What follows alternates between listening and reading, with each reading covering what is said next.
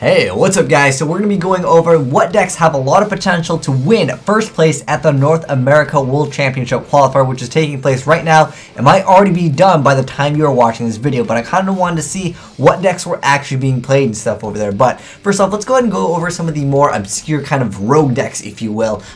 Players that might not think these decks will top, but they actually have a decent chance. First off, one of the underdog decks I want to talk about is Quacky Mirrors. There's a few Quacky Mirror players. Heck, there was a Mecha Phantom Beast player that was doing pretty good. I don't know what his record is right now, but he was actually doing pretty well day one, and Quacky Mirrors are not a bad card. An optional Doom Caliber Knight is definitely a card that is, you know, a really good card against pretty much every deck, unless it's some obscure deck or something like that.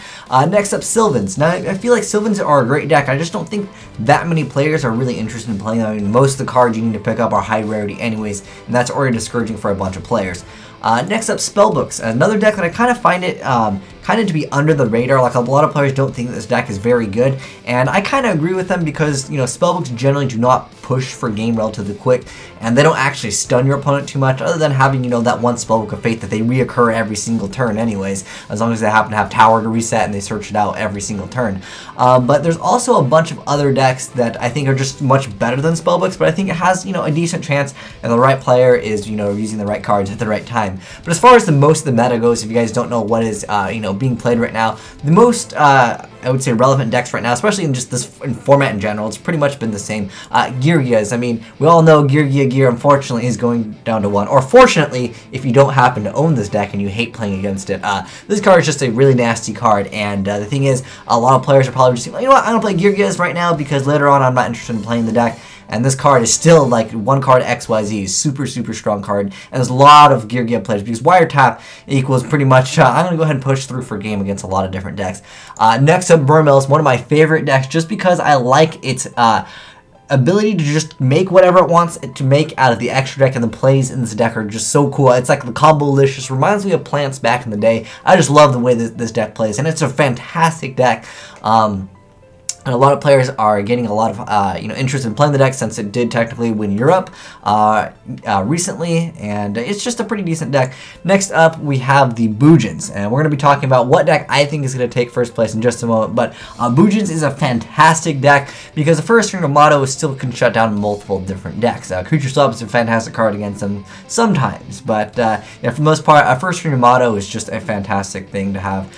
Next up, as far as the trap tricks, the hand tricks go, I still think that trap tricks are very good. I mean, especially if you're playing a slower deck. Like, if this deck goes on for multiple turns, you're not looking at a very favorable game. This deck can get so many free little pluses off of you, and you're just losing all your resources. Unless, of course, you top deck a Judgment Dragon, they happen to have like a normal trap hole set, and then they're a little bit sad about that. But for the most part, this deck just pluses all day. Its basic mechanic is just get free advantage off of your opponent. Next up, Madolches. Now, this deck has been seeing a lot of play just because Jelly finally got printed, and a lot of players liked it because it was kind of like a cute deck, but it's also very potent. Like, the deck has super good consistency. I mean, all you need to do is go magically and search out Jelly into, you know, multiple cards, or Jelly Hoot Cake, and there's also the cat and Jelly. Like, there's so many little combos you can do in the deck that open up a lot of doors to basically establishing a board to almost OTK, then the next turn OTKing and finishing it off. But the deck that I think that is going to be taking first place, and maybe for watching this, it's already announced, and Asian Eyes is scrub, and you can call me a scrub for this, but I honestly find Lightsworn to be the deck, and it's not because I think it's the best deck in the game as of right now. The reason why I think Lightsworn is going to win because of the amount of players that play it. Like, for example, I'm going to use this as an example because a lot of you guys play League of Legends. I would say if you go ahead and check in your games, Master Yi has probably killed you more times than any other champion in the game. And it's not because Master Yi is super good. It's just because he is going to be played more than any other champion. I don't know for what reason, but people love the Master Yi. And I feel like that's the same way with Lightsworns. Lightsworns, a lot of players can have access to it, so that means more players will be wanting to play it because it's relatively cheap. Very simple deck to play, not very complex.